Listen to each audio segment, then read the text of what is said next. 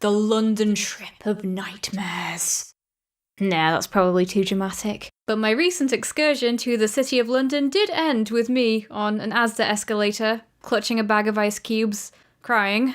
So this year, I got invited back to Summer in the City, which is basically the UK's answer to VidCon. Okay, update. I just looked it up while writing the script, and apparently VidCon London is now a thing, in February of next year. I did not know this. I am going. But back to Summer in the City. I was part of the PogaTubers gang again, and we had our own meet and greet and panel. Side note, might be confusing, but I was there on Pokemon business because I have another channel that's Pokemon themed. Animation is quite a new thing for me. I was nervous about being on a panel last year, but this year was a whole new level of panic because one of the other panel members, Toby, kept teasing that he and the organizer Tom had planned a surprise for the panel, and he couldn't tell me what it was. I was scared.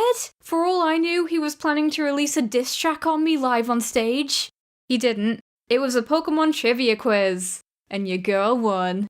I don't have a lot of achievements, but that's one of them. The meet and greet was super fun. Thank you very much to those of you who came to hang out. There was already a queue when we got there, but about 10 minutes in, 2 giant Eevee come running out, and I finally felt at peace, as I had found my kind. Everyone gathered round to get a massive picture with the Eevee, which was probably one of the most memorable moments of the whole trip for me. Not because the Eevee were there, but because when we had the picture taken, the guy with the camera said, "Say Eevee," and the kid next to me says in the most deadpan voice ever, "I want to die."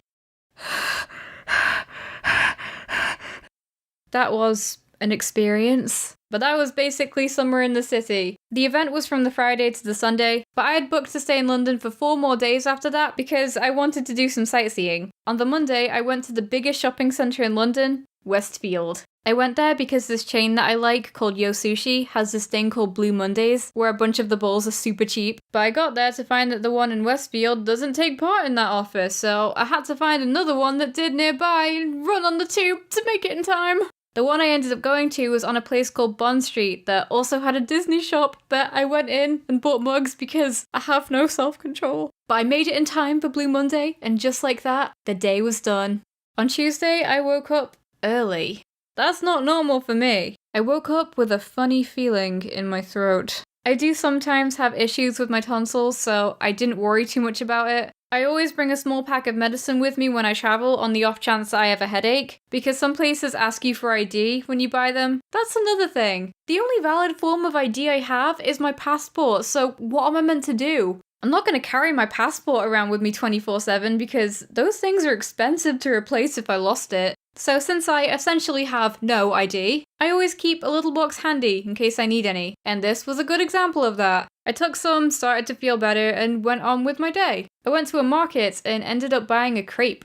I love crepes. They're little heavenly parcels of goodness. But this one, oof, it was the worst crepe I've had in my life. Thinking about it now still makes me gag a little. But the thing is, it probably wasn't even the crepe's fault. It doesn't happen to everyone, but a lot of the time when I'm sick, my sense of taste goes all sorts of crazy.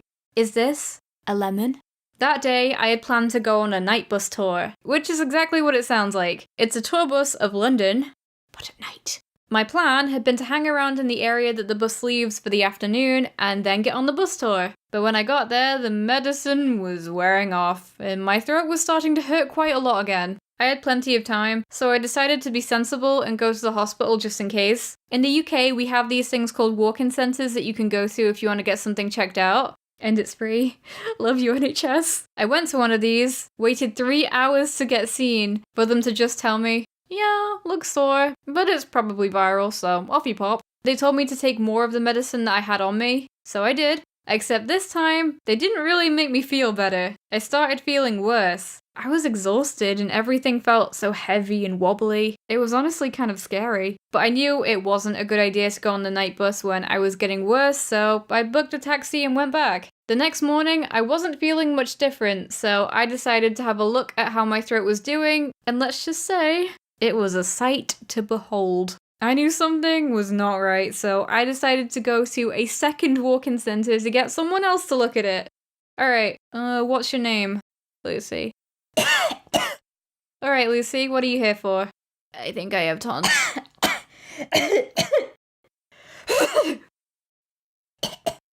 To be fair though, I was seen a lot faster this time, and the doctor looked at it and said that I have tonsillitis. Yay, I've got tonsillitis! Oh. I was given the medicine I needed and told to buy a different kind at a supermarket. As soon as he said that, I panicked. I don't have ID. I'm gonna have to chance it, aren't I? The nearest shop was an Asda, so I picked up the medicine I needed and an entire bag of ice to numb my throat because I was in so much pain with it. How old are you? 20. Do you have any ID? No, I've got a doctor's note. Oh, sorry love, I can't help you. So here we are. I'm on the escalator out of Asda with my bag of ice cubes, tears falling as my throat is ravaged more and more by the second. Alright, there's a pharmacy literally the next street over. They didn't ask me for ID. Soon enough, I was back in my hotel room with my ice cubes, medicine, and regret. I ended up just staying in my hotel room resting the whole time until I had to go home. Definitely not how I expected my London trip to go. Obviously, I'm glad I was well for summer in the city, but it was disappointing that I was too ill to really do much of anything for the majority of the time after that. It's alright though, since I know it's definitely not going to be the last time I go to London. Hey, you saw before! VidCon is in London next year, and you bet I want in on that. So hi, I'm recording this end card while I'm still sick, if you don't believe me.